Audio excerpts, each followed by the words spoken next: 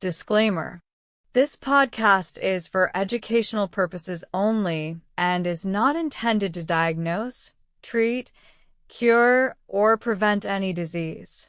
Always consult a qualified healthcare provider before starting any new supplement, peptide, or medical protocol. Today we're going to take a deep dive into NAD plus peptides. For the next 45 minutes, we're going to explore what NAD plus is, how it functions in the body, why it matters for energy and longevity, and how peptide therapies may interact with this critical molecule.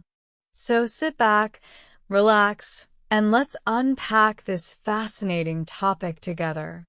NAD plus stands for nicotinamide adenine dinucleotide. It is a coenzyme found in every living cell. Think of it as a molecular battery charger. It accepts and donates electrons in countless biochemical reactions. Without NAD+, life simply cannot go on. In fact, scientists often say that declining NAD+ levels are a hallmark of aging. As we get older, NAD+ levels drop significantly. This decline is linked to fatigue, slower metabolism, DNA damage, reduced mitochondrial function, and impaired repair processes.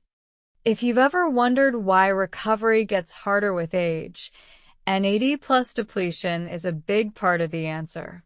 Now, let's connect this to peptides. Peptides are short chains of amino acids that act like signaling molecules. Certain peptides can influence NAD+ metabolism. They can increase the production of enzymes involved in NAD+ recycling, enhance mitochondrial efficiency, and support DNA repair. This creates a ripple effect across energy, brain health, and overall vitality. One way to understand NAD+ is to look at the energy factories inside cells called mitochondria. These tiny organelles produce adenosine triphosphate, or ADP, which is the fuel for every function you perform. NAD+ is a critical cofactor in the reactions that convert nutrients into ADP. Without enough NAD+, your cells literally struggle to make energy. Research into NAD+ boosting strategies has grown rapidly. You may have heard of precursors like NMN or NR, nicotinamide mononucleotide, and nicotinamide riboside. These are supplements designed to feed into the NAD+ pathway. But peptides add another layer of possibility. Instead of just feeding precursors, peptides can stimulate enzymes, modulate cellular stress responses, and potentially amplify NAD+ activity. Let's pause here for a moment and imagine this in everyday life. Picture a middle-aged professional who notices they are more tired, less focused, and slower to recover from workouts. Their NAD+ levels are lower than when they were 20. If that same person uses a peptide protocol that supports NAD+ pathways, they may experience better energy, sharper mental clarity, and faster repair. This is why people are so interested in these therapies. We should also look at how NAD+ interacts with sirtuins. Sirtuins are enzymes nicknamed the guardians of the genome. They help regulate DNA repair, inflammation, metabolism, and even lifespan in animal models. But here is the key: sirtuins cannot function without NAD+. It is like having a car without gasoline. Peptides that raise NAD+ may therefore indirectly activate sirtuins, promoting healthier aging at the cellular level. NAD+ is also central to a process called PRP activation. PARPs are enzymes that repair broken strands of DNA. Every day your DNA is damaged by toxins, radiation, and normal metabolic processes. NAD+ is consumed when PARPs get to work fixing this damage. If NAD+ levels are low, DNA repair slows down, and mutations can accumulate. By restoring NAD+, peptides could support genomic stability. Now, let's go deeper into the types of peptides that may influence NAD+. Some peptides target mitochondrial health. Others regulate oxidative stress and inflammation. A few specific peptides studied in research appear to interact with NAD+ dependent pathways, though human trials are still limited. What matters is the direction science is pointing toward. Enhancing NAD+ with peptides may provide a more comprehensive approach than using precursors alone. There is also interest in combining NAD+ infusions with peptides. Intravenous NAD+ therapy is used in some clinics, delivering the coenzyme directly into circulation. Patients often report heightened energy, clarity, and calm after these sessions. But adding peptides that sustain NAD+ metabolism between infusions could create longer-lasting effects. Another angle is neurological health. The brain uses enormous amounts of energy. Declining NAD+ in neurons is associated with cognitive decline. Peptides that protect brain cells and improve mitochondrial function, combined with NAD+ restoration, may support memory, focus, and resilience against age-related degeneration. Athletes are also paying attention. Intense training depletes NAD+. Recovery and repair rely heavily on NAD+ dependent pathways. Peptides in combination with NAD+ precursors may speed muscle repair, reduce inflammation, and shorten downtime between workouts. That means more consistent training and less risk of burnout. Let's not forget metabolic health. Conditions like insulin resistance, obesity, and metabolic syndrome involve mitochondrial dysfunction and oxidative stress. By elevating NAD+, peptides could help reset cellular energy balance.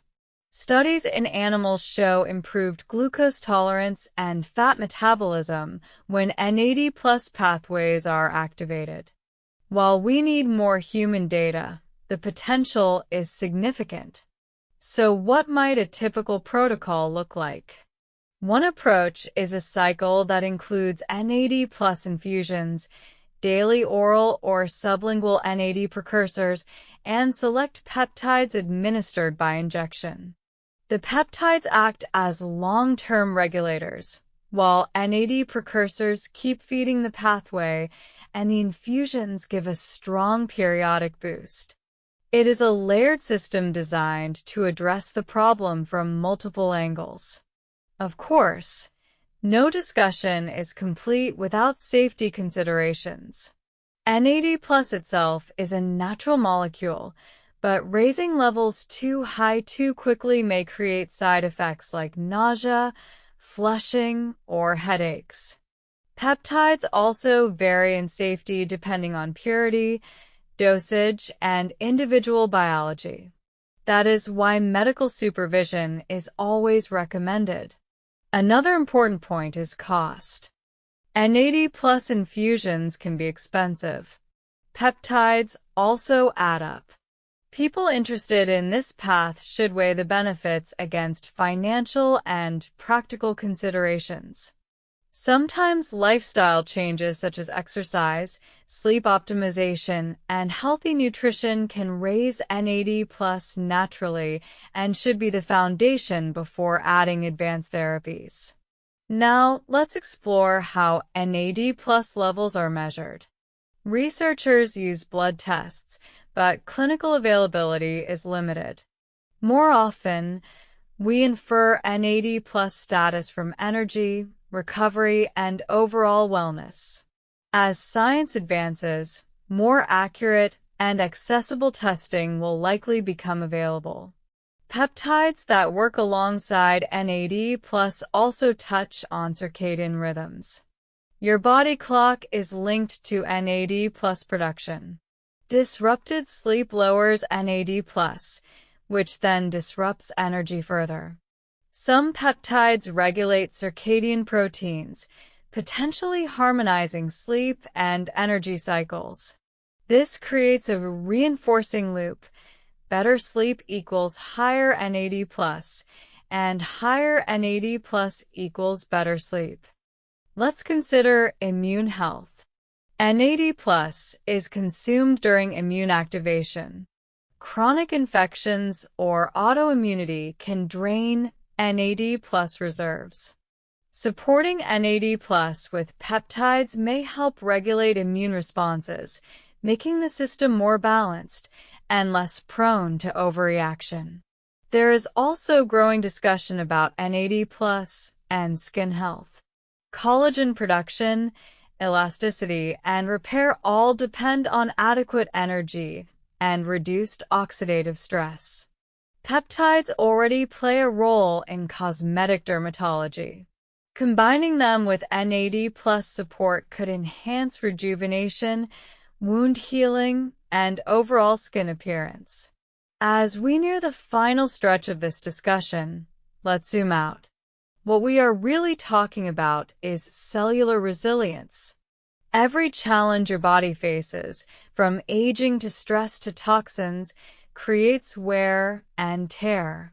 NAD+ is the resource your body uses to repair and adapt. Peptides may act as the messengers that tell your system how to use that resource effectively. Together, they represent a promising synergy in the field of longevity science.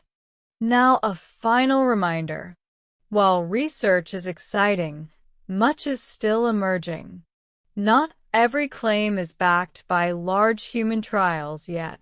The best approach is to stay informed, consult with knowledgeable professionals, and track your own response carefully.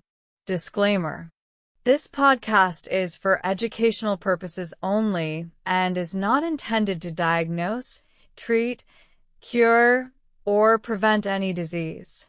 Always consult a qualified healthcare provider before starting any new supplement, peptide, or medical protocol. Thanks for listening, keep learning, and stay curious.